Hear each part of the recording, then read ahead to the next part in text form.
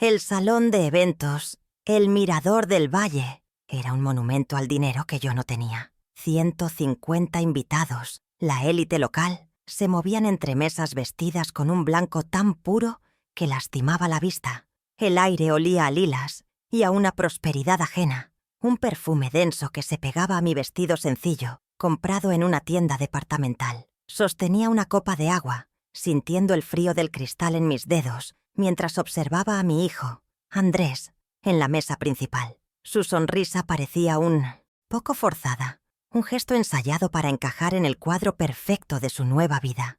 Yo estaba allí por él, repitiéndome esa frase como un mantra. Soportaría cualquier cosa por él, incluso el peso de las miradas que me evaluaban como una pieza fuera de lugar en su opulento rompecabezas. Entonces, Sofía, su flamante esposa, se puso de pie.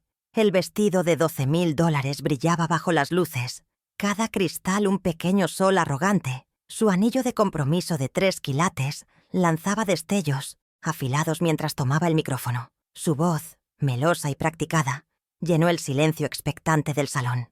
Quiero agradecerles a todos por acompañarnos en este día tan especial, comenzó, recorriendo la sala con una mirada de dueña. Sus ojos se detuvieron en su padre, Mauricio Calderón, con una devoción casi teatral, y luego en su madre. Agradeció a sus amigos, a sus socios, a todos los que formaban parte de su universo dorado. Y finalmente, sus ojos se posaron en mí, y la sonrisa que me dedicó no tenía calidez. Era el brillo de una navaja antes de cortar. Y ella, dijo, haciendo una pausa dramática que estiró los segundos hasta hacerlos insoportables. Pude sentir 150 pares de ojos girando hacia mí, la única mancha de mediocridad en su lienzo de perfección. Ella es Elisa, la madre de Andrés. Otra pausa, esta vez cargada de un veneno sutil. Sofía ladeó la cabeza como si estuviera buscando la palabra adecuada, una que me definiera y a la vez me aniquilara. La cerda vieja que tenemos que soportar por la familia. La frase flotó en el aire por un instante, antes de aterrizar con la delicadeza de una piedra. Unas risas ahogadas brotaron de la mesa principal, el coro de los Calderón validando la crueldad de su heredera. El resto del salón quedó en un silencio sepulcral, un vacío sonoro más humillante que cualquier abucheo. Mis mejillas ardían, pero mantuve la espalda recta, la mirada fija en mi copa de agua. Mi mente se convirtió en un refugio, un búnker donde solo resonaban 3 palabras. Respira. Por Andrés, solo por él. Busqué su rostro, esperando un gesto, una palabra, una mirada que me defendiera, pero no la encontré. Andrés tenía la cabeza gacha, sus ojos clavados en el reflejo de las luces sobre su plato de porcelana. Estudiaba el patrón floral como si contuviera los secretos del universo. Cualquier cosa para no tener que enfrentar mi mirada. Su silencio fue una traición más profunda, un corte más certero que el insulto de su esposa. Fue en ese momento de absoluta desolación que mi mirada se desvió hacia el patriarca, Mauricio Calderón, y lo que vi me heló la sangre. Su sonrisa había desaparecido. No había rastro de la diversión que compartían los demás en su mesa. Su rostro, normalmente bronceado y seguro, había adquirido una palidez cerosa. Sus ojos, 2 esquirlas de hielo, no estaban en su hija triunfante, ni en mi hijo cobarde. Estaban fijos en mí, o, para ser más preciso, en el sencillo broche de plata que adornaba mi vestido. Era como si hubiera visto un fantasma, y en cierto modo, lo había hecho. ¿Acaso recordaba de dónde venía realmente su fortuna? El broche no era una joya costosa. Era una pieza de plata que mi difunto esposo, Roberto, había diseñado para mí en 1995. Una espiral única, un pequeño remolino cósmico que simbolizaba nuestras noches en vela, trabajando en el garaje de 40 metros cuadrados, que era nuestra primera oficina. Era un testigo silencioso de los planos, de las soldaduras, de los $25,000 que representaban todos nuestros ahorros de 15 años invertidos en una pequeña empresa de tecnología llamada Tecnosoluciones, un pedazo de un pasado que Mauricio se había esforzado mucho en reescribir, comprando mi silencio y mi futuro por una suma irrisoria tras la muerte de Roberto. Él creía haber enterrado esa historia, pero la llevaba prendida en mi pecho. De repente, La humillación se transformó en una claridad glacial. El pánico en los ojos de Mauricio no era por incomodidad social, era reconocimiento. No estaba viendo a Elisa Moreno, la consuegra pobretona. Estaba viendo a la cofundadora de su imperio. Estaba viendo a la ingeniera cuyo nombre, junto al de Roberto, figuraba en las patentes originales que eran el verdadero cimiento de Calderón Global. En ese salón lleno de gente, rodeada de enemigos, me di cuenta de que el insulto de Sofía no había sido el final de mi historia, sino el prólogo de la suya. Mauricio no había reconocido a una simple consuegra. Había reconocido la amenaza viviente a todo lo que había construido sobre mis cenizas. A la mañana siguiente, el sol entraba por mi ventana con una indiferencia cruel, iluminando el polvo en los muebles de una vida modesta. El eco de la risa de los Calderón todavía resonaba en mis oídos, pero ya no era un sonido de humillación. Ahora era un catalizador. Ignoré las 3 llamadas perdidas de Andrés. Sabía lo que diría. Una disculpa a medias. Un «Sofía no lo dijo». En serio. Un «Por favor, mamá, no hagas un escándalo». Pero el tiempo de los escándalos emocionales había pasado. Era el tiempo de la precisión, de la estrategia. Me senté en la mesa de mi cocina, la misma donde años atrás Mauricio me había convencido de firmar mi renuncia a todo, y tomé mi viejo teléfono. Mis dedos no temblaban. Marqué un número que no había usado en años. «¿Verónica?», dije cuando mi mejor amiga contestó. Su voz, cálida y familiar, fue el primer bálsamo en un día que prometía ser largo. Verónica era la viuda de uno de nuestros primeros empleados en Tecnosoluciones. Ella había visto nacer la empresa. Había conocido a Mauricio cuando no era más que un ambicioso vendedor con ideas ajenas. «Necesito pedirte un favor. ¿Recuerdas esa vieja caja de metal de Roberto? La que guardaba con los papeles viejos de la empresa. La que siempre decía que era nuestro seguro de vida». Hubo un silencio al otro lado de la línea, y luego su voz, cargada de una comprensión repentina. «La tengo, Elisa. Nunca la tiré. Está en el ático».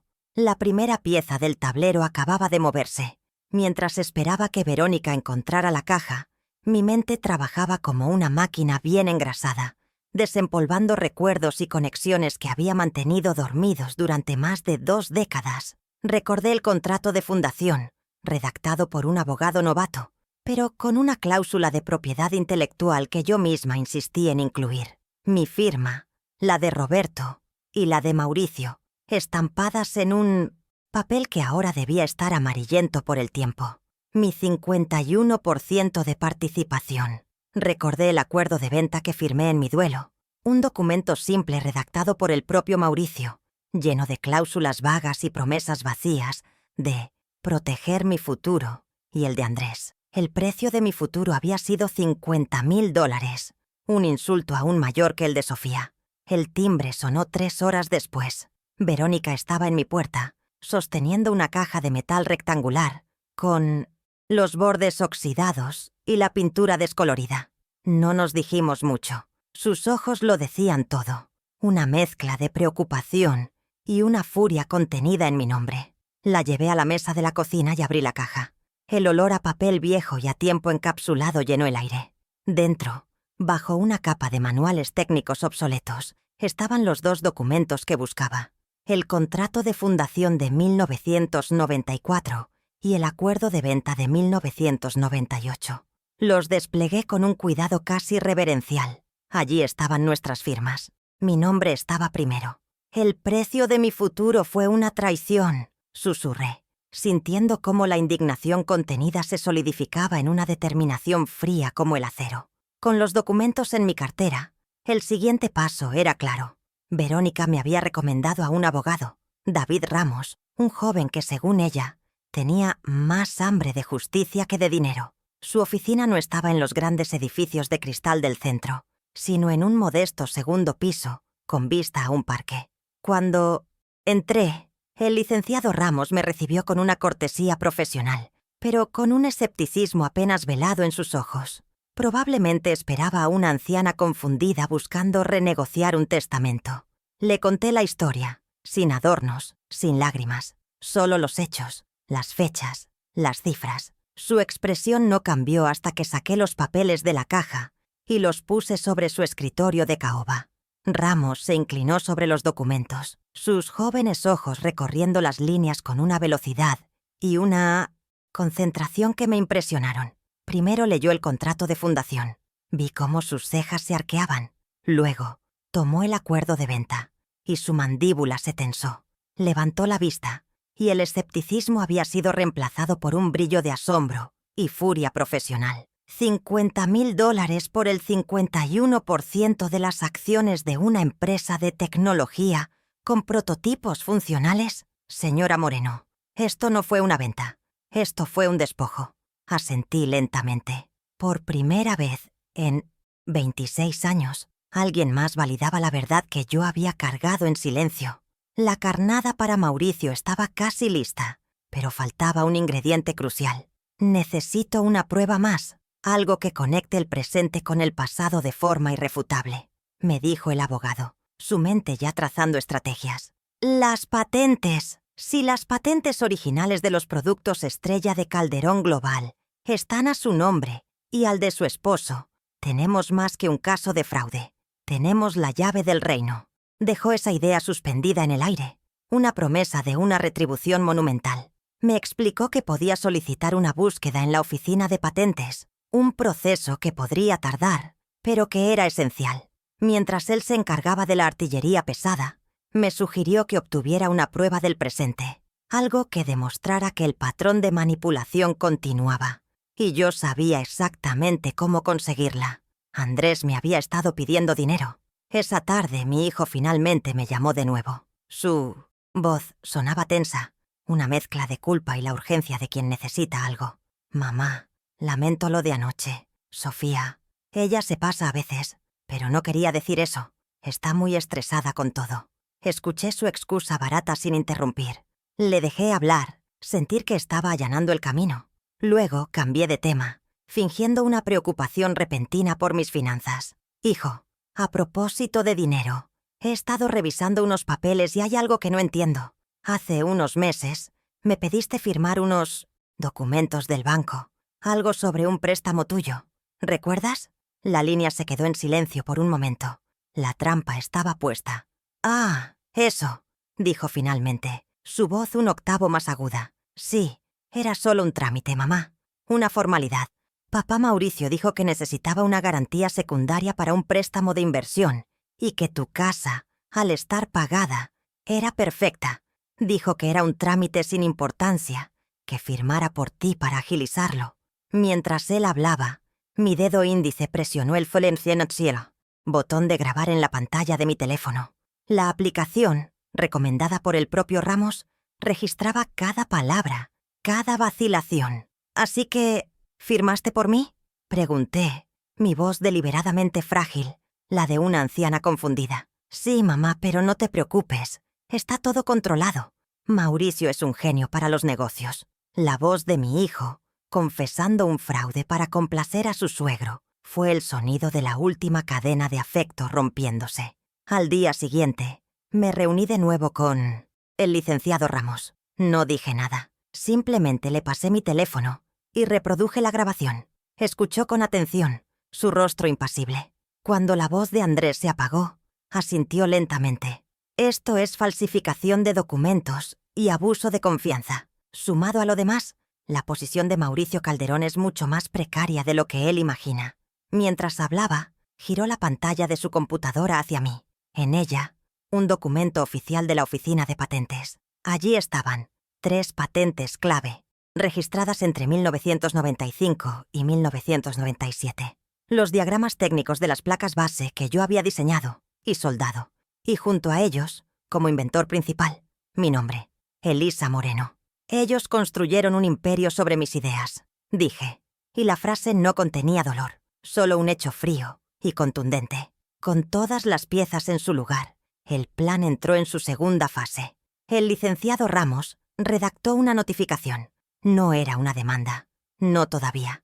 Era una invitación, una convocatoria formal a Mauricio Calderón a una Junta de Resolución de Propiedad Intelectual que se celebraría el sábado siguiente a las 11 de la mañana en una sala de juntas neutral del Hotel Grand Lux.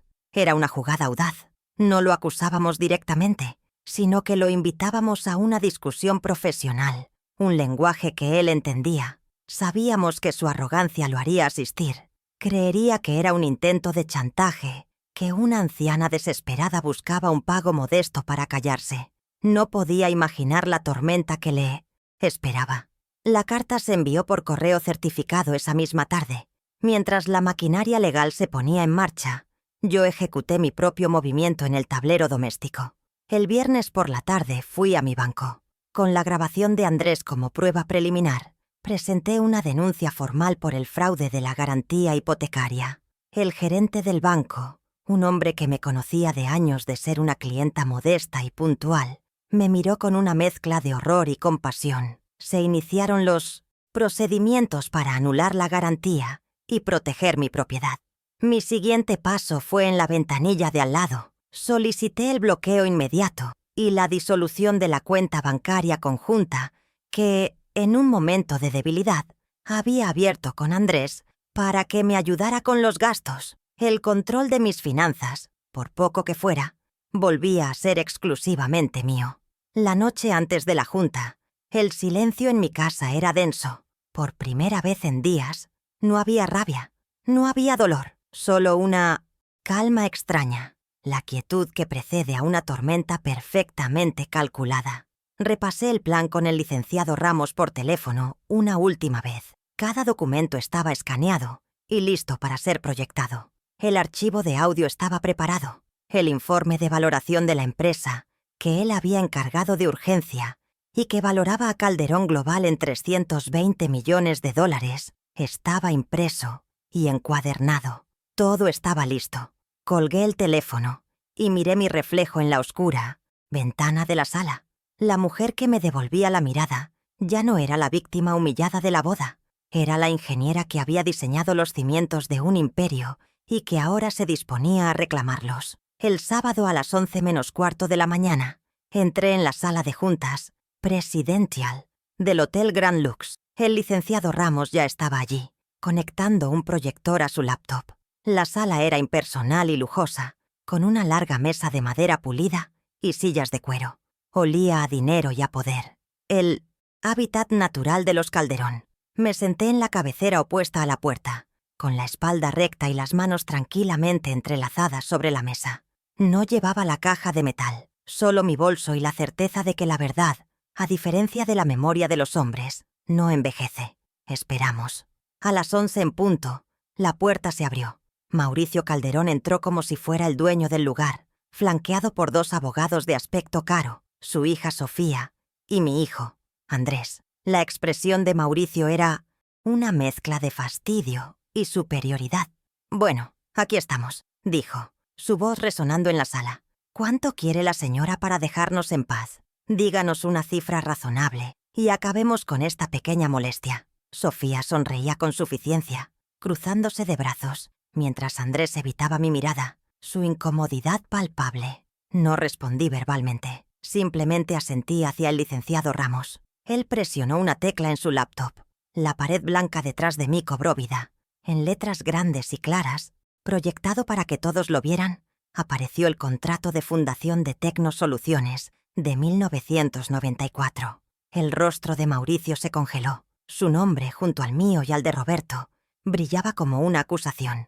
La arrogancia se desvaneció de su rostro, reemplazada por una incredulidad lívida. «Como pueden ver», comenzó el licenciado Ramos con una voz fría y metódica, «la señora Moreno es cofundadora de la empresa que precedió a Calderón Global, con una participación mayoritaria del 51%. Los abogados de Mauricio se inclinaron para susurrarle algo, pero él los ignoró, su mirada fija en el documento proyectado. Ramos hizo clic de nuevo. La imagen cambió a los registros de las 3 patentes clave.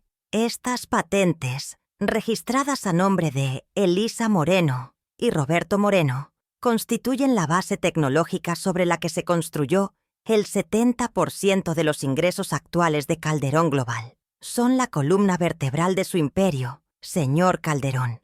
Un imperio construido sobre propiedad intelectual que nunca le perteneció. «Es una mentirosa», explotó Sofía, su voz estridente rompiendo la tensión. «Mi padre construyó todo solo. Esta vieja senil solo quiere nuestro dinero». Se giró hacia Andrés buscando apoyo. «Andrés, dile algo. Dile que está loca». Mi hijo se encogió en su silla, balbuceando algo ininteligible. Yo no miré a Sofía. Mis ojos se encontraron con los de Andrés. Con un gesto lento y deliberado, saqué mi teléfono, lo coloqué sobre la mesa y presioné reproducir. La voz nerviosa de mi hijo llenó la sala. «Papá Mauricio dijo que era un trámite sin importancia, que firmara por ti». La cara de Sofía pasó de la furia al asco mientras miraba a su marido. Andrés se hundió en su silla, su rostro del color de la ceniza. Finalmente, el licenciado Ramos proyectó la última diapositiva, la portada del informe de valoración, con la cifra 320.000 USD, en negrita. Basado en el fraude continuado, la violación de propiedad intelectual y el abuso de confianza, declaró con una finalidad lapidaria. «Nuestra posición no es una negociación.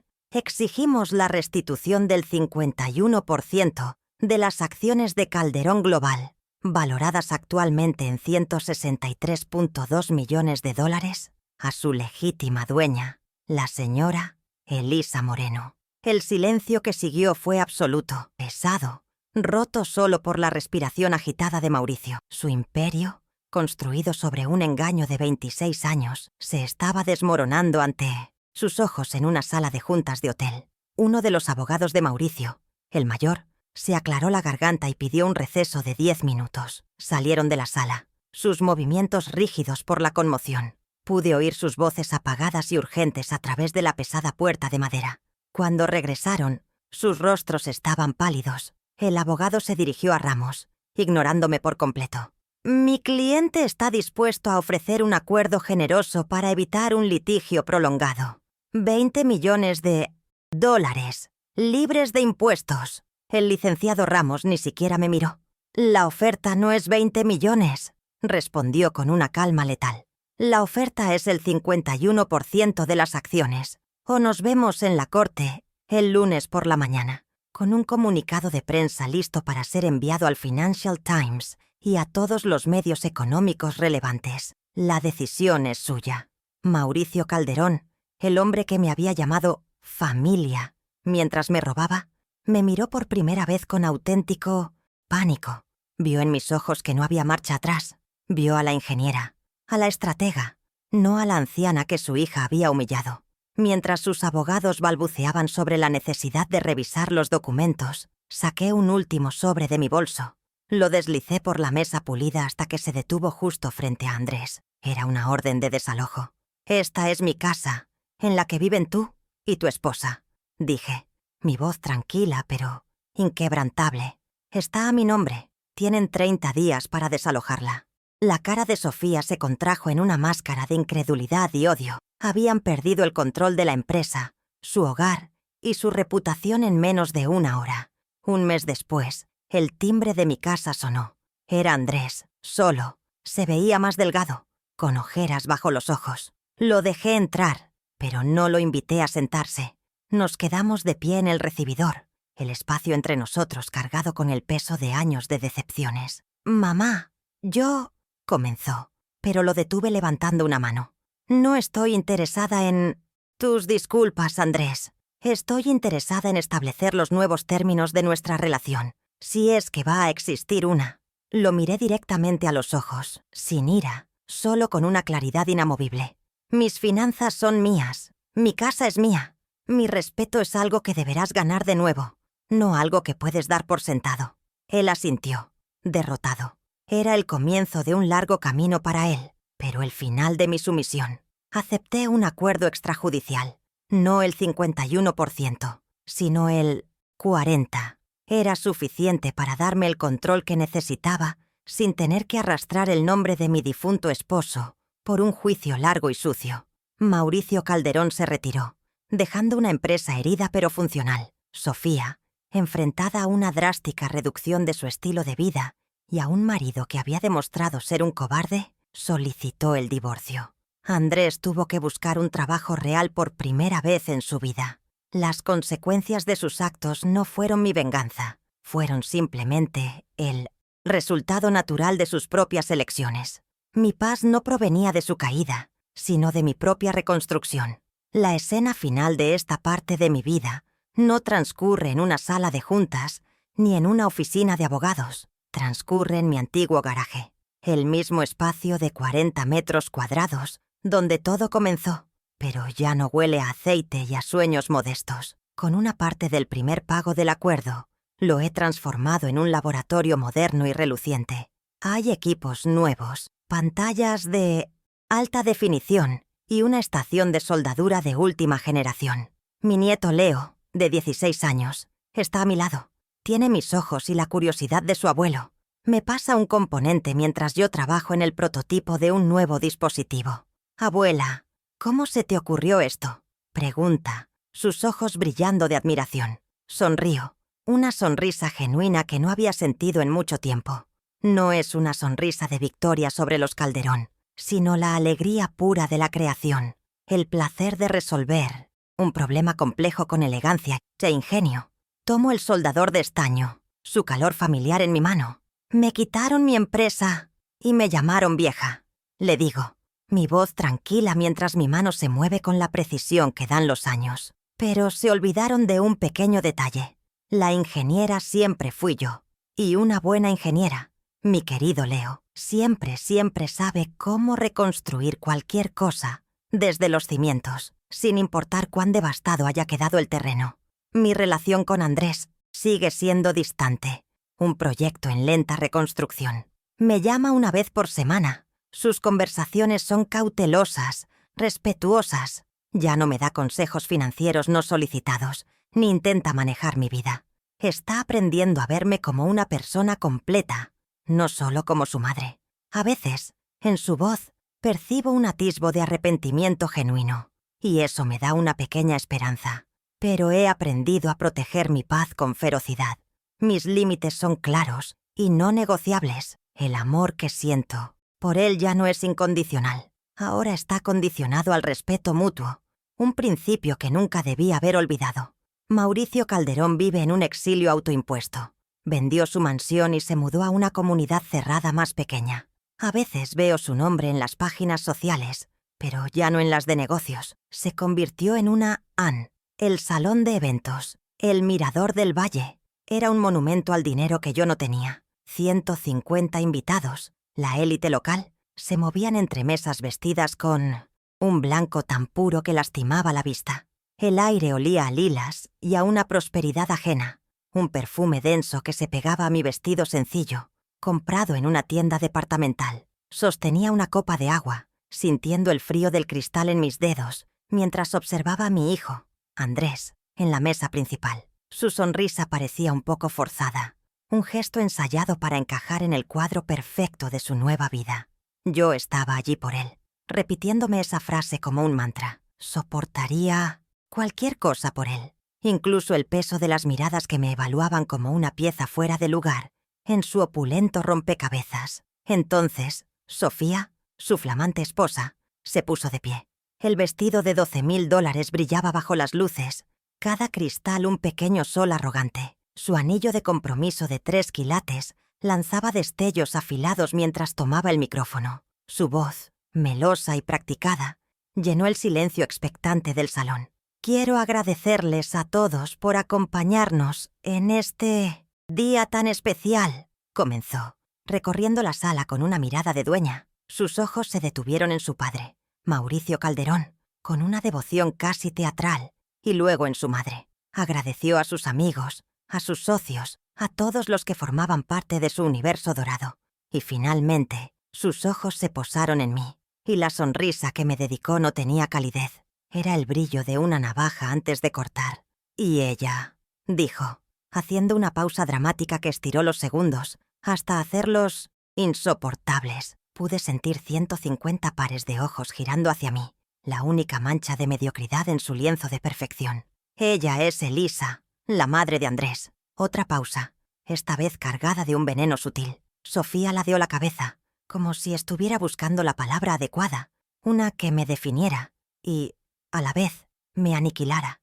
Bueno, la cerda vieja que tenemos que soportar por la familia.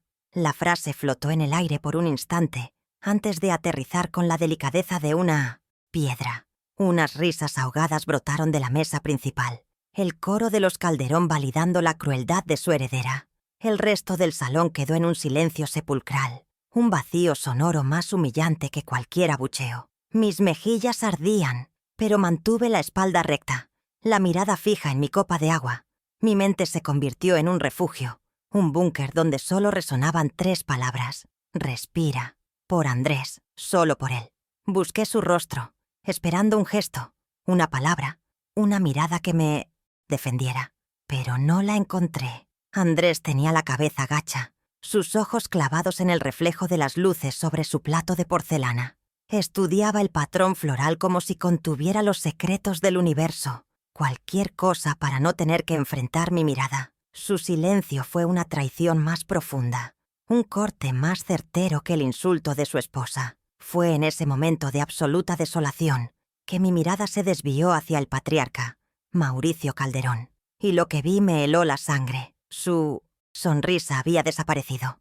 No había rastro de la diversión que compartían los demás en su mesa. Su rostro, normalmente bronceado y seguro, había adquirido una palidez cerosa. Sus ojos, 2 esquirlas de hielo, no estaban en su hija triunfante, ni en mi hijo cobarde. Estaban fijos en mí, o, para ser más preciso, en el sencillo broche de plata que adornaba mi vestido. Era como si hubiera visto un fantasma, y en cierto modo, lo había hecho. ¿Acaso recordaba de dónde venía realmente su fortuna? El broche no era una joya costosa. Era una pieza de plata que mi difunto esposo, Roberto, había diseñado para mí en 1995.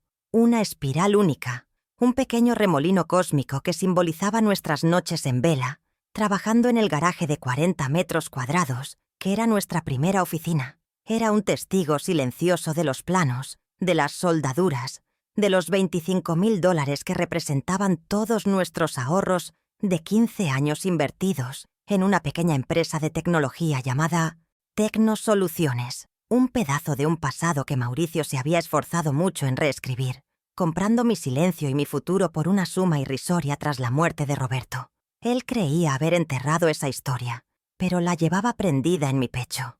De repente, la humillación se transformó en una claridad glacial. El pánico en los ojos de Mauricio no era por incomodidad social, era reconocimiento. No estaba viendo a Elisa Moreno, la consuegra pobretona. Estaba viendo a la cofundadora de su imperio. Estaba viendo a la ingeniera cuyo nombre, junto al de Roberto, figuraba en las patentes originales que eran el verdadero cimiento de Calderón Global. En ese salón lleno de gente, rodeada de enemigos, me di cuenta de que el insulto de Sofía no había sido el final de mi historia, sino el prólogo de la suya. Mauricio no había reconocido a una simple consuegra. Había reconocido la amenaza viviente a todo lo que había construido sobre mis cenizas. Aquel broche de plata me transportó de vuelta a 1994, a nuestro garaje de 40 metros cuadrados, que olía a soldadura y a café recalentado. Yo tenía 42 años, y mis noches terminaban a las 3 de la madrugada, con los ojos ardiendo bajo la luz de un flexo, mientras mis manos, firmes y precisas, daban vida a los prototipos de nuestras placas base. Roberto, mi esposo, se inclinaba sobre los planos esparcidos en una mesa de madera improvisada, su rostro iluminado por una mezcla de agotamiento y una fe inquebrantable en nuestro proyecto. Habíamos invertido $25,000, cada centavo de nuestros ahorros de 15 años de trabajo disciplinado y sueños compartidos. Era el precio de nuestra independencia, el combustible para Tecnosoluciones. Y allí, en una esquina, siempre estaba Mauricio Calderón, joven y ambicioso, observándolo todo con una sonrisa que nunca llegaba a sus ojos. Él era el vendedor, el hombre de las palabras. Nosotros éramos el cerebro y el corazón. Recuerdo el peso exacto del soldador, de estaño en mi mano, la delicadeza requerida para conectar los microcomponentes sin sobrecalentarlos. Cada placa era una pequeña obra de arte, un mapa de circuitos que yo había diseñado en mi cabeza durante meses antes de dibujarlo en papel. Roberto se encargaba del ensamblaje robusto, de la carcasa, de la funcionalidad mecánica. Yo era la arquitecta de lo invisible, la que hacía que la magia ocurriera a nivel electrónico.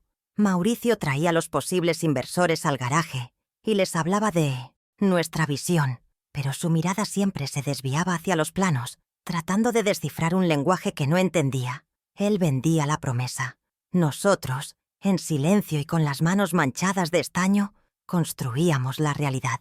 Pero la realidad se fracturó en 1998, con una crueldad insoportable. La muerte súbita de Roberto no solo me dejó viuda, me dejó a la deriva en un océano de dolor y responsabilidades. Apenas una semana después del funeral, Mauricio se sentó en la mesa de mi cocina, la misma donde Roberto y yo planeábamos nuestro futuro. Su rostro mostraba una compasión perfectamente estudiada. «Elisa, no podrás con esto y con Andrés», me dijo, su voz un susurro de falsa preocupación. «La empresa necesita dedicación total, y tu hijo te necesita a ti. Déjame protegerte. Déjame asegurar el futuro de Andrés». Sus palabras eran un veneno dulce, una solución fácil para un dolor inmenso. Yo, agotada y rota, solo quería que el mundo dejara de girar tan rápido. Le creí. Firmé el acuerdo que él mismo había redactado en un par de hojas simples, sin el membrete de un bufete de abogados. El documento transfería mi 51% de las acciones, la participación mayoritaria, a su nombre. A cambio, recibí un cheque por $50,000. En mi estado de vulnerabilidad, esa cifra parecía una fortuna. Un salvavidas que garantizaría que Andrés, mi hijo de 19 años, pudiera ir a la universidad sin preocupaciones. «Es lo que Roberto hubiera querido», insistió Mauricio mientras me pasaba el bolígrafo. Y yo, queriendo honrar la memoria de mi esposo y proteger a mi hijo, estampé mi firma en el papel. Vendí mi pasado y mi futuro por una promesa de seguridad, sin darme cuenta de que le estaba entregando las llaves de un reino que yo había ayudado a construir desde sus cimientos. El dinero de la traición tuvo un destino claro y metódico. De los $50,000, 48,000 fueron directamente a una cuenta de fideicomiso para pagar la matrícula, los libros y los gastos de la carrera de ingeniería de Andrés en una prestigiosa universidad privada. Un ciclo que duró desde 1999 hasta 2004. Guardé cada recibo, cada comprobante de pago, como si fueran medallas de un sacrificio silencioso. Los $2,000 restantes los deposité en una cuenta de ahorros para emergencias, un colchón financiero absurdamente delgado que me obligó a buscar trabajo de inmediato. Mientras mi hijo se educaba para un futuro brillante, yo volví al mercado laboral, aceptando un puesto como contadora en una pequeña empresa textil, un trabajo estable pero sin la chispa de la creación que tanto había amado. Durante los siguientes 20 años, mi vida transcurrió en una modestia calculada, entre hojas de cálculo y balances contables. Mientras tanto, veía en las noticias y en las revistas de negocios cómo Tecnosoluciones, rebautizada como Calderón Global, se convertía en un conglomerado de $300 millones. Veía a Mauricio Calderón, en portadas, aclamado como un visionario, un genio de la tecnología que había construido un imperio desde cero. Cada artículo era una pequeña espina en mi corazón. Él hablaba de su visión, de las noches de insomnio, y yo recordaba el olor a quemado de mi garaje y el peso de mi propia fatiga. Callé por Andrés. No quería contaminar su relación con la familia, que le estaba dando las oportunidades que yo ya no podía ofrecerle. Mi silencio fue el precio de su comodidad. Pero la comodidad tiene un costo, y Andrés lo pagó con su carácter. A medida que se integraba en el mundo opulento de los Calderón, empezó a verme a través de sus ojos. «Mamá, tú no entiendes de finanzas modernas. Deja que yo maneje tus ahorros para que rindan más», me dijo un día, con una condescendencia que me hirió profundamente. Poco a poco, me convenció de abrir una cuenta conjunta y me fue quitando el control de mi propio dinero, tratándome como a una niña que no sabe cuidar de sí misma. Sus visitas se llenaron de consejos no solicitados sobre cómo debía vivir, qué debía gastar y cómo debía comportarme. Sin darme cuenta, me había convertido en un proyecto para él, una reliquia de su pasado humilde que necesitaba ser gestionada y pulida para no desentonar. La conversación más dolorosa ocurrió un mes antes de la boda. Vino a mi casa con un aire de diplomático en una misión delicada. «Mamá, tenemos que hablar de Sofía», comenzó.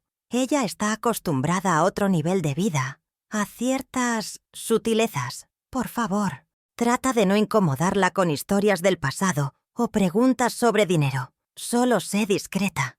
Cada palabra era una bofetada. Me estaba pidiendo que me encogiera, que me hiciera invisible para no ofender la sensibilidad de su prometida. Me estaba pidiendo que me avergonzara de la vida que yo había construido, la misma vida de sacrificio que le había permitido a él llegar a donde estaba. En ese momento, comprendí que ya no me veía como su madre, sino como una potencial vergüenza social. Así que el insulto de Sofía en la boda no fue un acto aislado de crueldad, fue la culminación de 20 años de microagresiones, de sacrificios ignorados y de una erosión sistemática de mi valor, perpetrada no solo por los Calderón, sino también por mi propio hijo.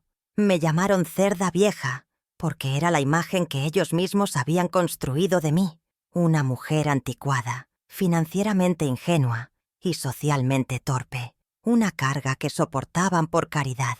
Pero se habían olvidado de un detalle fundamental. Se olvidaron de la ingeniera que trabajaba hasta las 3 de la madrugada. Se olvidaron de la mujer cuya firma estaba en las patentes originales. Y ese olvido, esa arrogancia, sería la llave que usaría para reclamar todo lo que me habían arrebatado.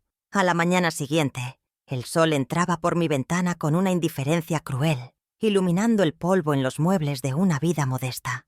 El eco de la risa de los Calderón todavía resonaba en mis oídos, pero ya no era un sonido de humillación. Ahora era un catalizador. Ignoré las 3 llamadas perdidas de Andrés. Sabía lo que diría. Una disculpa a medias. Un «Sofía no lo dijo en serio». Un «Por favor, mamá, no hagas un escándalo». Pero el tiempo de los escándalos emocionales había pasado. Era el tiempo de la precisión, de la estrategia. Me senté en la mesa de mi cocina, la misma donde años atrás Mauricio me había convencido de firmar mi renuncia a todo, y tomé mi viejo teléfono. Mis dedos no temblaban.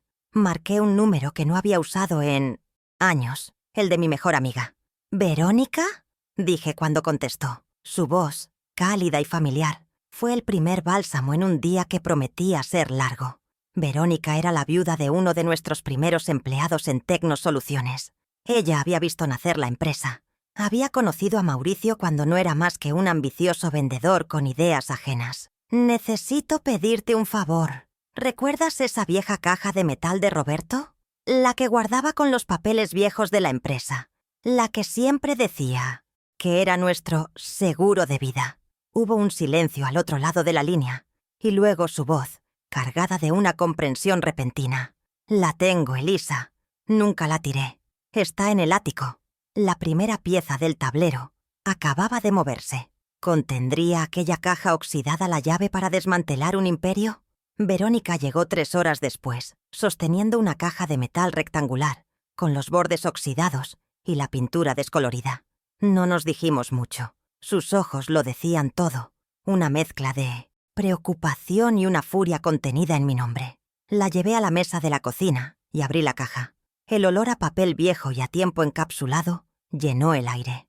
Dentro, bajo una capa de manuales técnicos obsoletos, estaban los 2 documentos que buscaba. El primero, el contrato de fundación de Tecnosoluciones de 1994, un papel amarillento con nuestras 3 firmas. Desplegué el documento con un cuidado casi reverencial. Mi nombre, Elisa Moreno, figuraba como socia mayoritaria con el 51% de las acciones. Mi nombre estaba allí primero, una verdad inmutable que el tiempo no había podido borrar.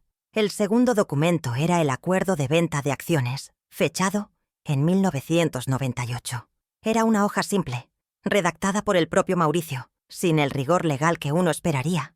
Mis ojos se detuvieron en la cifra impresa con una claridad insultante. 50.000 shares USD. Por esa cantidad, había renunciado a mi participación, a mis patentes, a mi futuro. Sostuve el papel en mis manos, sintiendo el peso no de la hoja, sino de 26 años de engaño. No sentí tristeza, sino una rabia fría y cristalina. Este documento no era una prueba de mi ingenuidad, sino la prueba irrefutable de su fraude. El precio de mi futuro no había sido una mala inversión, había sido una traición calculada, y ahora tenía el recibo en mis manos, con los documentos en mi cartera. El siguiente paso era claro. Verónica me había recomendado a un abogado, David Ramos, un joven que, según ella, tenía más hambre de justicia que de dinero. Su oficina no estaba en los grandes edificios de cristal del centro, sino en un modesto segundo piso con vista a un parque. Cuando entré, el licenciado Ramos me recibió con una cortesía profesional, pero con un escepticismo apenas velado en sus ojos. Probablemente esperaba a una anciana confundida buscando renegociar un testamento. Le conté la historia, sin adornos, sin lágrimas, solo los hechos. Su expresión no cambió hasta que saqué los papeles de la caja y los puse sobre su escritorio. Vi cómo sus cejas se arqueaban al leer el primer contrato. Luego, al ver el segundo, su mandíbula se tensó. El escepticismo había sido reemplazado por un brillo de furia profesional. «Señora Moreno, esto no fue una venta. Esto fue un despojo», dijo Ramos, su voz cargada de una convicción que me reconfortó. «Pero para construir un caso inexpugnable, necesitamos conectar el pasado con el presente de forma irrefutable. Necesitamos las patentes originales».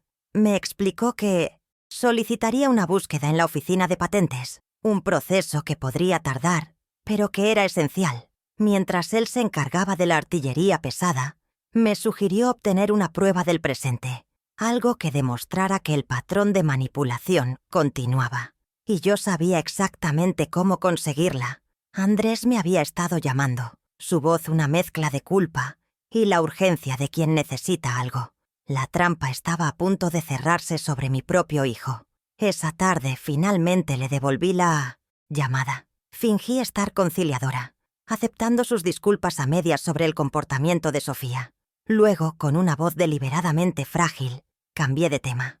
«Hijo, hablando de otras cosas, he estado revisando unos papeles y hay algo que no entiendo. Hace unos meses me pediste firmar unos documentos del banco, algo sobre un préstamo tuyo para una inversión con Mauricio. ¿Recuerdas?» La línea se quedó en silencio por un instante. Mientras esperaba, mi dedo índice activó la aplicación de Meet 300, grabación que Ramos me había recomendado. La onda de sonido apareció en la pantalla de mi teléfono, un sismógrafo de la traición que estaba por registrarse. «Ah, eso», dijo finalmente, su voz un octavo más aguda. «Sí, era solo un trámite, mamá, una formalidad. Mauricio dijo que necesitaba una garantía secundaria y que tu casa, al estar pagada, era perfecta. Dijo que era un trámite sin importancia, que firmara por ti para agilizarlo. Cada palabra era una confesión. Así que, ¿firmaste por mí?», pregunté, mi voz temblando, pero no de debilidad, sino de una ira contenida. «Sí, mamá, pero no te preocupes. Está todo controlado.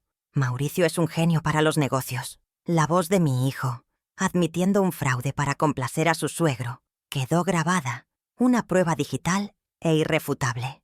La grabación no solo demostraba un delito, era el sonido de la última cadena de afecto incondicional, rompiéndose para siempre. Al día siguiente me reuní de nuevo con el licenciado Ramos. No dije nada. Simplemente le pasé mi teléfono y reproduje la grabación.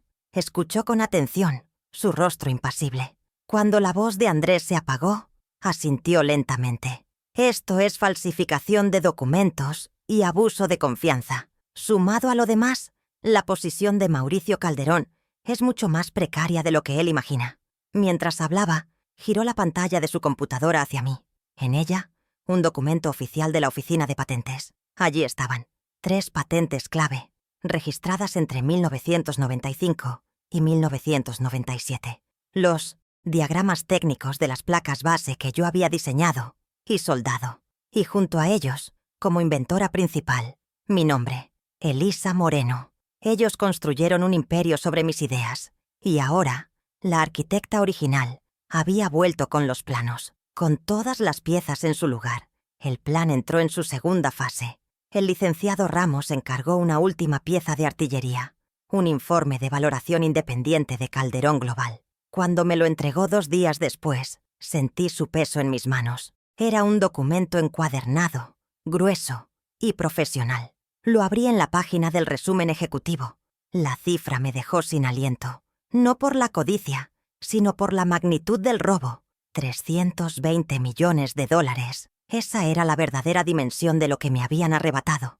El informe no era solo un número, era la cuantificación de 20 años de mi vida modesta, de cada sacrificio, de cada humillación. Ahora, mi dolor tenía un precio, y estaba a punto de presentar la factura.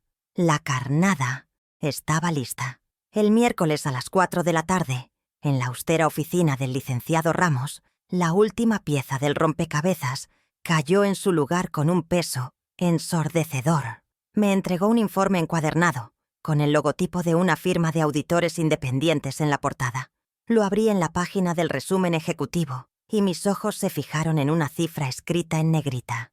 320.000 USD.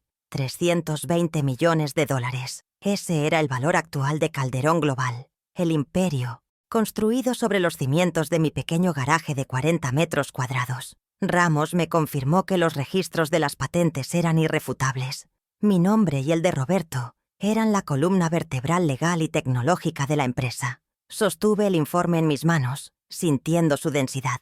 No era solo papel. Era la medida exacta de un robo que había durado 26 años. Aquella cifra no despertó en mí codicia, sino una claridad matemática.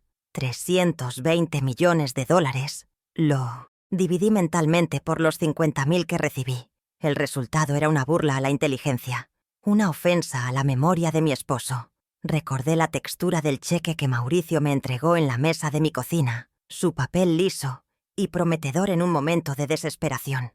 Ahora, el papel grueso y satinado del informe de valoración se sentía diferente, se sentía como una herramienta de precisión.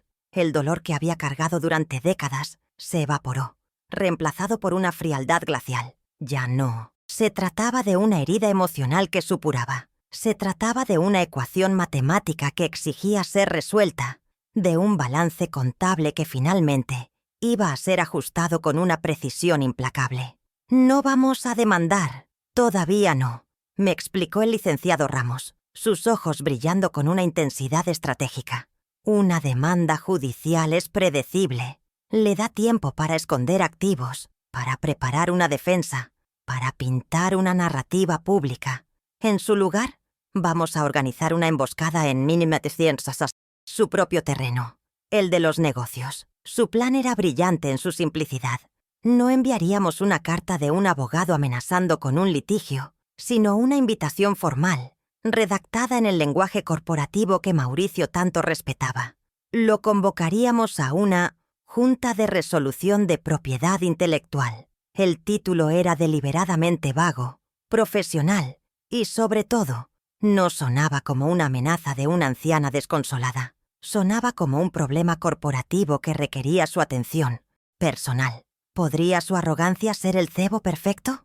El jueves a las 10 de la mañana, un mensajero recogió un sobre de color marfil de la oficina del licenciado Ramos. Dentro, la notificación formal. El texto era cortés pero firme, citando a Mauricio Calderón a una reunión el sábado siguiente a las 11 de la mañana en la sala de juntas presidencial del Hotel Grand Lux, un territorio neutral, lujoso e impersonal. Cada detalle fue calculado. El papel de alta calidad, el lenguaje corporativo, el envío por correo certificado con acuse de recibo, para asegurar que él, y solo él, lo recibiera en sus manos. No le dábamos información suficiente para que sus abogados prepararan una defensa, solo la suficiente para despertar su curiosidad y su ego. Creería que iba a aplastar un intento de chantaje. No sabía que caminaba directo hacia el tribunal que yo había construido para él. La carnada estaba puesta. Con la maquinaria legal en movimiento, ejecuté la siguiente fase de mi plan en el frente doméstico. El viernes por la tarde, entré en la sucursal de mi banco, la misma a la que había acudido durante 30 años. Me dirigí a la ventanilla de una cajera que me conocía de vista, y con una voz tranquila que no admitía réplica, Solicité la disolución inmediata de la cuenta bancaria conjunta que compartía con Andrés. Quisiera transferir la totalidad del saldo a mi cuenta personal y solicitar una nueva tarjeta de débito, dije, entregando mi identificación. La empleada asintió, sin hacer preguntas. En menos de 15 minutos, el último vestigio del control financiero de mi hijo sobre mi vida fue cercenado. El pequeño trozo de plástico nuevo que me entregó se sintió como la llave de mi propia libertad. Mi siguiente parada fue en el despacho del gerente del banco, una cita que el licenciado Ramos había gestionado previamente. Sobre la mesa de caoba pulida, presenté una copia de mi denuncia formal por el fraude de la garantía hipotecaria. Para respaldar mi reclamo, saqué mi teléfono y, con el permiso del gerente, reproduje el archivo de audio. La voz nerviosa de mi hijo, confesando haber falsificado mi firma por orden de su suegro, llenó el silencio de la oficina. El rostro del gerente pasó de la cortesía profesional a una alarma apenas contenida. Me aseguró que iniciarían una investigación interna de inmediato y que tomarían las medidas necesarias para congelar y anular la garantía sobre mi propiedad. Mi hogar, el último bastión de mi independencia, quedaba blindado. Cada paso era un ladrillo más en el muro que estaba construyendo a mi alrededor. Las siguientes 48 horas fueron las más largas y, a la vez, las más serenas de mi vida. No hubo ansiedad ni miedo, solo una calma metódica, la de un ingeniero que revisa los planos por última vez antes de iniciar una construcción compleja. La noche del viernes, en la soledad de mi sala, organicé los archivos digitales que el licenciado Ramos me había enviado. Creé una presentación simple, con 4 diapositivas. La primera, el contrato de fundación de 1994. La segunda, los registros de las patentes. La tercera, la transcripción de la confesión de Andrés. Y la cuarta, la portada del informe de valoración, con la cifra de $320 millones. No había adornos, solo hechos. Era un guión visual, una secuencia de verdades irrefutables que se revelarían en el orden preciso para causar el máximo impacto. Justo después de la cena, mi teléfono sonó. Era Andrés. Su voz era un susurro tenso, urgente. «Mamá, ¿qué es esta locura? Mauricio me llamó. Está furioso por una carta de tus abogados. ¿Qué estás haciendo? ¿Quieres destruir a esta familia?» Escuché su pánico sin interrumpir. Ya no sentía la necesidad de justificarme ni de buscar su comprensión. Había cruzado un umbral del que no había retorno. «Es una reunión de negocios, Andrés», respondí, mi voz tan tranquila como la superficie de un lago profundo. «Algo que tu suegro y yo debimos haber discutido hace 26 años. Te sugiero que asistas. Quizás aprendas algo». Antes de que pudiera replicar, añadí, «Nos vemos el sábado». Y colgué. El poder de terminar la conversación era un lujo que no me había permitido en décadas. La noche antes de la junta, repasé el plan con el licenciado Ramos por teléfono una última vez. Su voz era la de un director de orquesta, afinando los últimos detalles antes de un concierto. «El proyector está reservado y probado. El sistema de audio es nítido. Tengo copias físicas de todo. Por si acaso, usted solo concéntrese en su papel, señora Moreno. Usted es la dueña de la historia. Yo solo soy el narrador». Colgué el teléfono y me serví un vaso de agua. Miré mi reflejo en la oscura ventana de la sala. La mujer que me devolvía la mirada ya no era la víctima humillada de la boda. Era la estratega, la cofundadora, la arquitecta original que se disponía a inspeccionar la integridad estructural de un imperio construido sobre cimientos robados. El sábado por la mañana me vestí con un cuidado deliberado. Elegí el mismo vestido sencillo que había usado en la boda. Un acto de desafío silencioso. Pero esta vez, al prender el broche de plata en mi pecho, no sentí el peso de la memoria, sino el frío del metal, como un escudo. No era una joya, era un recordatorio para mí, de dónde venía, y un recordatorio para Mauricio, de lo que había olvidado. Mientras me miraba en el espejo del recibidor, ajustando la pieza de plata, supe que no iba a una confrontación para exigir justicia. La justicia era un concepto demasiado abstracto. Yo iba a una auditoría. Iba a presentar un balance final, a corregir un error de contabilidad que llevaba 26 años en los libros. No iba a una batalla. Iba a cerrar una cuenta pendiente. El jueves por la noche la calma se rompió. Mi teléfono vibró con una insistencia que solo podía significar una cosa. La notificación del licenciado Ramos había llegado a su destino. Era Andrés. Su voz no era la del hijo, preocupado, sino la de un empleado reprendido por su jefe. «Mamá, ¿se puede saber qué estás haciendo? Mauricio está fuera de sí. Recibió una carta de un abogado. ¿Una junta de resolución? ¿De qué se trata todo esto? ¿Quieres arruinarlo todo?» Escuché su pánico, el eco de la furia de Mauricio a través de él. No había preocupación por mí, solo por el tsunami que se avecinaba a las costas de su vida dorada. Dejé que su miedo se agotara en el auricular, un ruido blanco que confirmaba que mi primer misil estratégico había impactado justo en el centro de su arrogancia. La guerra silenciosa había comenzado, y ellos acababan de recibir la declaración. Al día siguiente, Verónica me llamó con la voz teñida de indignación. Las noticias en el mundo de los Calderón viajaban más rápido que la luz. «Elisa, están diciendo cosas horribles», me advirtió. «Mauricio le ha contado a un par de viejos socios que estás pasando por una etapa de confusión, que la edad te está afectando y que estás tratando de extorsionarlo con historias inventadas del pasado». La campaña de desprestigio había comenzado. Me imaginé a Mauricio en un club exclusivo, con un vaso de whisky en la mano, pintándome como una anciana senil y codiciosa. Querían desacreditar a la testigo antes de que pudiera subir al estrado. Era una táctica predecible, sucia, pero revelaba su miedo. No atacas con tanta ferocidad a alguien a quien no consideras una amenaza real. Le agradecí a Verónica por la información. Mi pulso tan estable como siempre. Su veneno solo abonaba el terreno para mi cosecha. La primera consecuencia tangible de mis acciones llegó el viernes al mediodía. De nuevo fue Andrés, pero esta vez su voz no era de enojo, sino de pánico puro y agudo. «Mamá, mi tarjeta fue rechazada. Estaba pagando el almuerzo con unos clientes de Sofía y fue humillante. Llamé al banco y me dijeron que la cuenta conjunta fue disuelta. ¿Qué pasó con el dinero?» Podía visualizar la escena. El mesero esperando, las miradas curiosas, la cara de Sofía contorsionada por la vergüenza.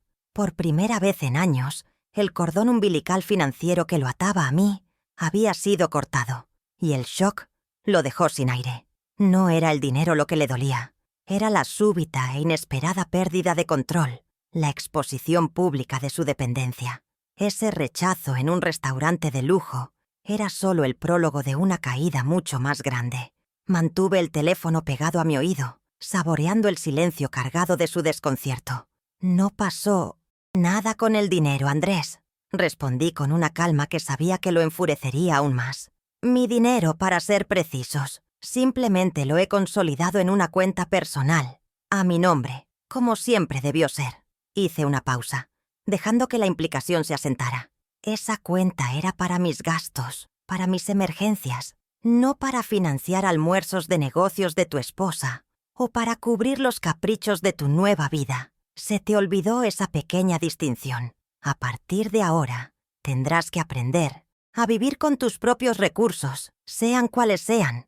Cada palabra era un ladrillo que colocaba en el muro de mis nuevos límites, una fortaleza que él ya no podría escalar con chantajes emocionales o excusas. La reacción de Sofía no se hizo esperar. Apenas una hora después, Andrés volvió a llamar, su voz ahora un simple vehículo para la furia de su esposa. Podía escucharla de fondo, sus gritos agudos y estridentes como el chirrido de un metal. «Sofía dice que esto es inaceptable, que estás tratando de sabotearnos, que estás siendo vengativa y cruel», me transmitió él, su propia voz temblando.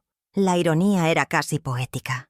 La mujer que me había llamado cerda vieja frente a 150 personas, ahora se sentía víctima de mi crueldad por asegurar mis propios y modestos fondos. Su indignación no nacía de un sentido de la justicia, sino del pánico de una parásita cuyo anfitrión de repente ha desarrollado un sistema inmunológico. Su rabia era la mejor confirmación de que había golpeado donde más le dolía, en su bolsillo y en su orgullo. Fue entonces cuando jugaron la carta que esperaba, la amenaza final. «Mamá, no nos estás dejando otra opción», dijo Andrés, su tono cambiando a una gravedad forzada, repitiendo un guión que claramente le habían dictado. «Mauricio ha estado hablando con sus abogados. Si continúas con esta actitud, si no entras en razón, podríamos tener que tomar medidas para protegerte de ti misma. Un proceso de tutela para administrar tus bienes y asegurarnos de que tomes decisiones correctas». La amenaza flotó en el aire. Declararme incompetente. Robarme no solo mi dinero y mi pasado, sino también mi autonomía, mi propia mente. Era su movimiento de jaque, la jugada diseñada para aterrorizar a cualquier persona mayor, hasta la sumisión. Pero se habían olvidado de que yo no era cualquier persona. Era una ingeniera, y siempre tengo un plan de contingencia. Dejé que su amenaza se extinguiera en el silencio. Luego, hablé con la precisión de un cirujano. «Andrés, antes de que sigas por ese camino, quizás quieras saber que el viernes por la mañana presenté una denuncia formal en mi banco». Hice una pausa deliberada. «Es por el fraude relacionado con la garantía hipotecaria sobre mi casa. El gerente tiene una copia de la grabación en la que admites haber falsificado mi firma por instrucción de Mauricio. Falsificación de documentos es un delito grave.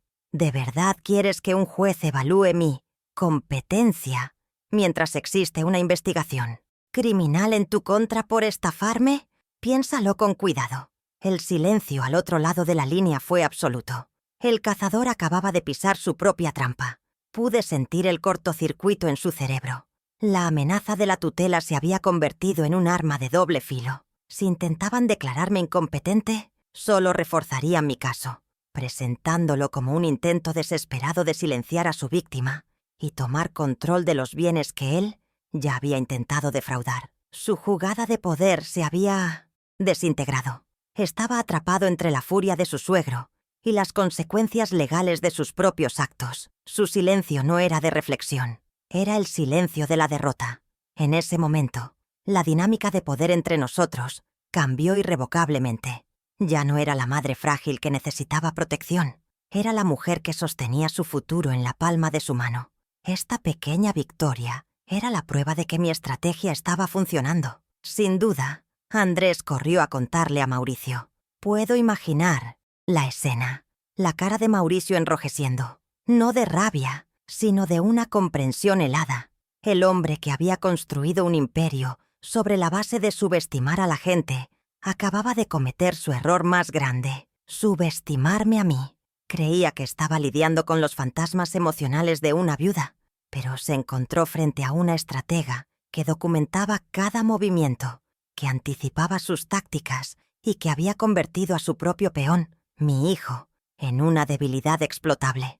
La reunión del SIM 200 sábado ya no sería una simple negociación de chantaje. Se había transformado en algo mucho más peligroso para él. Se había convertido en una rendición de cuentas. Y él ahora sabía que yo llegaría con un arsenal completo de pruebas irrefutables. Esa noche de viernes, mi casa estaba en silencio, pero era un silencio lleno de poder. Organicé los documentos sobre la mesa de la cocina, no con nerviosismo, sino con la metódica satisfacción de un general inspeccionando sus tropas antes de la batalla final. El contrato original, las patentes, la valoración de la empresa, la grabación de la traición de mi hijo.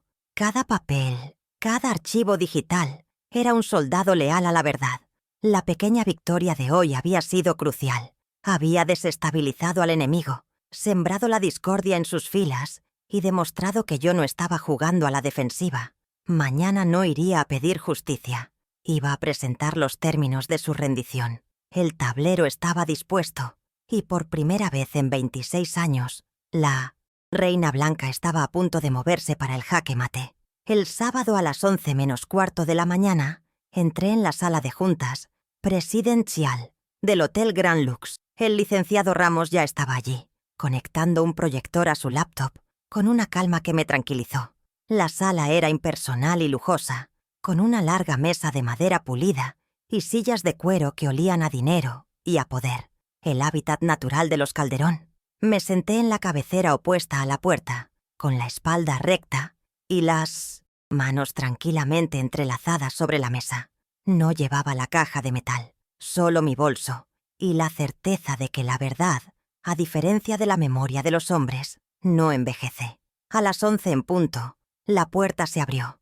Mauricio Calderón entró como si fuera el dueño del lugar, flanqueado por 2 abogados de aspecto caro, su hija Sofía y mi hijo, Andrés. La expresión de Mauricio era una mezcla de fastidio y superioridad.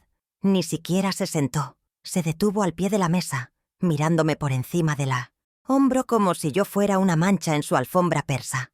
«Bueno, ¿aquí estamos?», dijo, su voz resonando con una arrogancia estudiada.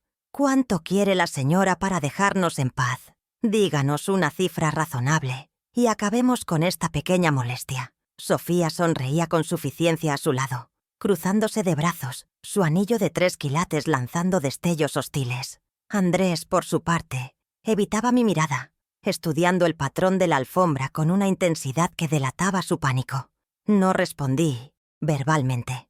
Mi silencio fue mi primera jugada. Simplemente asentí hacia el licenciado Ramos, dándole la señal para comenzar el desmantelamiento. Él presionó una tecla en su laptop. La pared blanca detrás de mí cobró vida. En letras grandes y claras, proyectado para que todos lo vieran, apareció el contrato de fundación de Tecnosoluciones de 1994. Describí en mi mente el papel amarillento, las firmas ligeramente descoloridas por el paso de 26 años. La mía, la de Roberto y la suya. En el rostro de Mauricio se congeló. Su sonrisa ensayada se desvaneció, reemplazada por una incredulidad lívida. Pude ver el pulso martillando en su sien, una pequeña traición de su cuerpo perfectamente controlado. Sus abogados se inclinaron hacia él, susurrando preguntas urgentes, pero él los ignoró, su mirada clavada en la imagen, en el fantasma de un acuerdo que creía enterrado y olvidado. La temperatura de la sala pareció bajar 10 grados. «Como pueden ver», comenzó el licenciado Ramos con una voz fría y metódica, «la señora Elisa Moreno es cofundadora de la empresa que precedió a Calderón Global, con una participación mayoritaria del 51%, como se estipula en la cláusula tercera». Hizo una pausa, permitiendo que el peso de esa información se asentara. Luego, con un clic, la imagen cambió. Ahora la pantalla mostraba los registros oficiales de 3 patentes clave. Eran mis diagramas, mis cálculos, mi trabajo de madrugadas enteras. Estas patentes, registradas a nombre de Elisa Moreno y Roberto Moreno, constituyen la base tecnológica sobre la que se construyó el 70% de los ingresos actuales de Calderón Global. Son la columna vertebral de su imperio, señor Calderón. Un imperio construido sobre propiedad intelectual que nunca le perteneció. «Es una mentirosa», explotó Sofía, su voz estridente rompiendo la tensión como un cristal. Su rostro, normalmente pálido y compuesto, estaba rojo de furia. «Mi padre construyó todo solo, desde cero. Esta vieja senil solo quiere nuestro dinero». Se giró hacia Andrés, sus ojos lanzando chispas, buscando el apoyo de su cómplice. «Andrés, dile algo. Dile a todos que está loca, que inventa cosas para hacernos daño». Mi hijo se encogió en su silla, balbuceando algo ininteligible. Su cobardía expuesta bajo las luces halógenas de la sala de juntas, su lealtad, puesta a prueba en público, se había evaporado. No sentí pena por él, solo un vacío helado donde antes hubo amor incondicional. No miré a Sofía. Mis ojos se encontraron con los de Andrés, atrapándolo en su propia vergüenza. Con un gesto lento y deliberado, saqué mi teléfono de mi bolso, lo coloqué sobre la mesa pulida y presioné el botón de reproducir. La voz nerviosa de mi hijo llenó la sala, amplificada por el silencio. «Papá Mauricio dijo que era un trámite sin importancia, que firmara por ti para agilizarlo. La confesión de fraude, clara e inconfundible».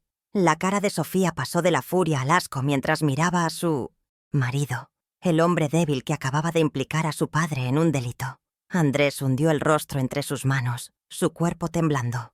La traición, grabada y reproducida, se convirtió en una prueba irrefutable, un arma que yo había forjado con sus propias palabras. Finalmente, el licenciado Ramos proyectó la última diapositiva. No había texto, solo la portada del informe de valoración de la empresa y una cifra en negrita que parecía gritar desde la pared: 320.000 USD. 320 millones de dólares, basado en el fraude continuado, la violación de propiedad intelectual y el abuso de confianza, declaró Ramos con una finalidad lapidaria, su voz cortando el aire. Nuestra posición no es una negociación. Exigimos la restitución del 51% de las acciones de Calderón Global, valoradas actualmente en 163.2 millones de dólares, a su legítima dueña, la señora Elisa Moreno. El silencio que siguió fue absoluto, pesado, roto solo por la respiración agitada de Mauricio. Su mundo se estaba desmoronando. Uno de los abogados de Mauricio, el mayor, se aclaró la garganta, su rostro una máscara de profesionalismo que apenas ocultaba el pánico. «Solicitamos un receso de 10 minutos», dijo con voz tensa. Salieron de la sala, sus movimientos rígidos por la conmoción. Pude oír sus voces apagadas y urgentes a través de la pesada puerta de madera. Una sinfonía de pánico y control de daños. Cuando regresaron, sus rostros estaban pálidos. El abogado se dirigió a Ramos, ignorándome por completo, como si yo fuera un mero peón en su juego. Mi cliente, en un gesto de buena voluntad y para evitar un litigio prolongado y doloroso para la familia, está dispuesto a ofrecer un acuerdo generoso. 20 millones de dólares, libres de impuestos. El licenciado Ramos ni siquiera me miró. Nuestra estrategia estaba clara. Sonrió, una sonrisa delgada y sin humor. «Agradecemos el gesto», respondió con una calma letal que era más intimidante que cualquier grito. «Pero la oferta no es 20 millones. La oferta es el 51% de las acciones». Se inclinó ligeramente hacia adelante, bajando la voz para forzarlos a escuchar con atención. «O nos vemos en la corte el lunes por la mañana, con un comunicado de prensa listo para ser enviado al Financial Times y a todos los medios económicos relevantes. Imaginen el titular: el fraude en el origen de Calderón Global. La decisión, por supuesto, es suya. Tienen hasta el domingo por la noche para aceptarlo». Mauricio Calderón, el hombre que me había llamado familia mientras me robaba el futuro, me miró por primera vez con auténtico pánico. Vio en mis ojos que no había marcha atrás. Vio a la ingeniera, a la estratega, no a la anciana que su hija había humillado. Mientras sus abogados balbuceaban sobre la necesidad de revisar los documentos y evaluar las opciones, saqué un último sobre de mi bolso. Era un sobre de color marfil, con el sello de un notario. Lo deslicé por la mesa pulida hasta que se detuvo justo frente a Fra Andrés. Era una orden de desalojo. Mi voz, cuando hablé, fue tranquila pero inquebrantable. Cada palabra una piedra en la construcción de mi nueva vida. «Esta es mi casa, en la que viven tú y tu esposa», dije, dirigiéndome a mi hijo pero mirando a Sofía. «Está a mi nombre. La compré con el dinero de mi trabajo, no con el de los Calderón. Tienen 30 días para desalojarla». La cara de Sofía se contrajo en una máscara de incredulidad y odio. Había perdido el control de la empresa de su padre, su estatus, su hogar y su respeto por su marido en menos de una hora. El imperio que creía sólido como una roca se había revelado como un castillo de naipes, y yo acababa de soplar la primera carta. La humillación que me infligió en la boda era un juego de niños comparada con la ruina que ahora enfrentaba. Me puse de pie lentamente, mis movimientos serenos y deliberados. El licenciado Ramos guardó su laptop en su maletín con la misma eficiencia metódica con la que había demolido su defensa. Habíamos dicho todo lo que necesitábamos decir. Mi mirada recorrió por última vez a las personas al otro lado de la mesa. Mauricio, un rey destronado en su propia sala del trono. Sofía, una princesa enfrentada a la dura realidad de que su corona era falsa. Y Andrés, mi hijo, un fantasma atrapado entre dos mundos, sin pertenecer a ninguno. No sentí alegría ni venganza. Sentí la fría y limpia satisfacción de un balance contable, finalmente corregido. Me di la vuelta y caminé hacia la puerta, dejándolos atrás, ahogados en el silencio de su propia ruina. La ingeniera había completado su trabajo. Un mes después, el timbre de mi casa sonó con una timidez que no le conocía. Era Andrés, solo. Se veía más delgado, con ojeras bajo los ojos que no eran producto del trabajo, sino del peso de las consecuencias. Lo dejé entrar, pero no lo invité a sentarse. Nos quedamos de pie en el recibidor, el espacio entre nosotros cargado con el peso de años de decepciones y silencios cómplices. Su ropa ya no era de diseñador. Llevaba unos jeans sencillos y una camisa que parecía comprada en una tienda departamental, como mi vestido de la boda. Había un nuevo lenguaje en su postura, una humildad forzada por la circunstancia. Esperó a que yo hablara primero, una inversión de roles que marcaba el inicio de nuestro nuevo y frágil acuerdo. «Mamá, yo...» comenzó, pero lo detuve levantando una mano, un gesto que no pedía silencio, sino que establecía orden. «No estoy interesada en tus disculpas, Andrés. Las disculpas son palabras, y he tenido suficientes palabras huecas para el resto de mi vida. Estoy interesada en establecer los nuevos términos de nuestra relación, si es que va a existir una». Lo miré directamente a los ojos, sin ira, solo con una claridad inamovible, la de un ingeniero que define los parámetros de un sistema antes de ponerlo en marcha. No había espacio para la ambigüedad. La era de los sentimientos no expresados y los límites borrosos había terminado de forma irrevocable. A partir de ahora, nuestra interacción se basaría en un contrato de respeto, con cláusulas muy claras. La primera regla es simple. Mis finanzas son mías, declaré, mi voz tan estable como el pulso de un cronómetro. He cerrado todas las cuentas conjuntas y he contratado a mi propio asesor financiero. Nunca más me darás un consejo no solicitado sobre mi dinero. Nunca más intentarás ayudarme a administrar mis bienes. Tu acceso a mi patrimonio, que es el fruto de mi trabajo y no el tuyo, ha terminado para siempre. Cada centavo que poseo está ahora protegido no solo por el banco, sino por la barrera de mi propia y recuperada autoridad. ¿Entendido? Él asintió en silencio, su mirada fija en un punto en la pared detrás de mí. La humillación de su tarjeta rechazada en el restaurante fue solo la primera lección. Esta era la graduación. La segunda regla concierne a este espacio, continué, haciendo un gesto que abarcaba la casa. Mi casa es mía. Ya no es tu refugio, tu garantía bancaria o el anexo de tu vida conyugal. A partir de hoy, eres un invitado aquí, y como todo invitado, vendrás solo cuando seas invitado. Las llaves que tenías ya no funcionan. He cambiado todas las cerraduras.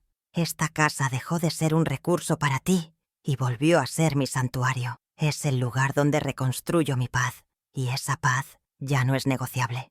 Cada palabra era un ladrillo en el muro que estaba levantando, no para mantenerlo fuera, sino para enseñarle dónde comenzaba mi espacio y terminaba el suyo. Una lección que debía haberle impartido hacía décadas. Finalmente llegué al punto más importante, el fundamento de todo lo demás. Y la tercera regla, la más crucial de todas, Andrés. Mi respeto es algo que deberás ganar de nuevo, no algo que puedes dar por sentado. Me acerqué un paso, forzándolo a encontrar mi mirada. El amor de una madre puede ser incondicional, pero el respeto se basa en las acciones. Traicionaste mi confianza de la forma más profunda. Si quieres tener un lugar en mi vida, tendrás que construirlo desde cero, con honestidad, con integridad y con el sudor de tu propio esfuerzo. Encuentra un trabajo. Sé un hombre por tus propios méritos, no a la sombra de otros. Ese es el único camino de vuelta. Ahora, creo que es mejor que te vayas. Él asintió, derrotado, y se fue sin decir una palabra más. Cerré la puerta y, por primera vez, no sentí el dolor de su partida, sino la serenidad de mi propia soberanía. Mi paz ya no dependía de su aprobación o de su presencia. Acepté un acuerdo extrajudicial. No el 51%, sino el 40%. Era suficiente para darme el control que necesitaba, sin tener que arrastrar el nombre de mi difunto esposo por un juicio largo y sucio.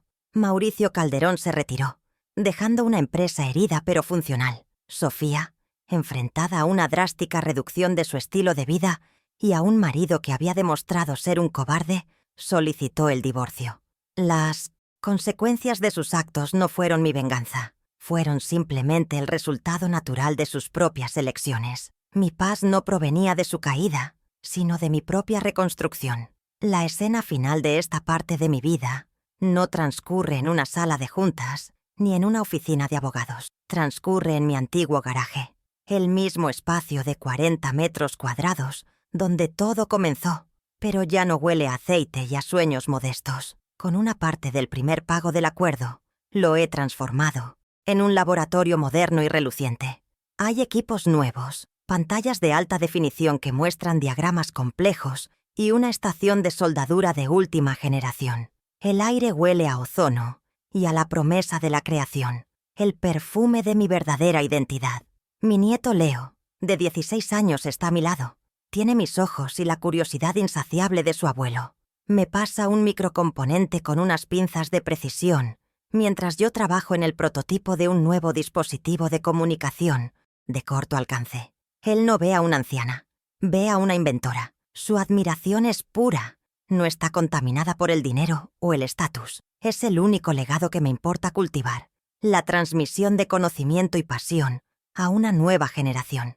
«Abuela, ¿cómo se te ocurrió esto?», pregunta, sus ojos brillando de admiración mientras observa el complejo circuito que toma forma bajo mis manos. Su pregunta no es retórica. Realmente quiere saber, quiere aprender. Sonrío, una sonrisa genuina que no había sentido en mucho tiempo. No es una sonrisa de victoria sobre los Calderón, sino la alegría pura de la creación, el placer de resolver un problema complejo con elegancia e ingenio. Tomo el soldador de estaño, su calor familiar y reconfortante en mi mano. El mundo exterior, con sus dramas y sus traiciones, se desvanece. Aquí, en este espacio sagrado de lógica y precisión, yo tengo el control absoluto. Aquí, las leyes de la física son las únicas que importan, y son justas, predecibles e incorruptibles. Este laboratorio no es un pasatiempo, es el centro de mi nuevo universo, un lugar donde mi mente es libre. Miro el intrincado circuito frente a mí, un pequeño universo de conexiones y posibilidades que yo misma he diseñado. Cada punto de soldadura es una decisión, cada componente una palabra en una frase perfectamente lógica. «Me quitaron mi empresa y me llamaron vieja», le digo a Leo, mi voz tranquila mientras mi mano se mueve con la precisión que dan los años de práctica. Pero se olvidaron de un pequeño detalle. La ingeniera siempre fui yo.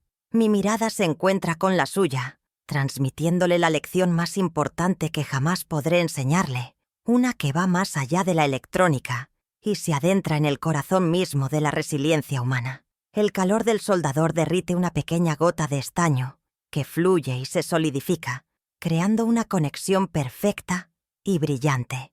La luz sobre mi mesa de trabajo ilumina mis manos, no como las manos de una anciana, sino como las de una creadora en pleno acto de su poder. «Y una buena ingeniera, mi querido Leo», concluyo, mi voz firme con la certeza de una ley fundamental. Siempre, siempre sabe cómo reconstruir cualquier cosa desde los cimientos, sin importar cuán devastado haya quedado el terreno. Y con ese último punto de soldadura, un pequeño LED en la placa parpadea, cobrando vida. Un nuevo comienzo, brillante y lleno de potencial.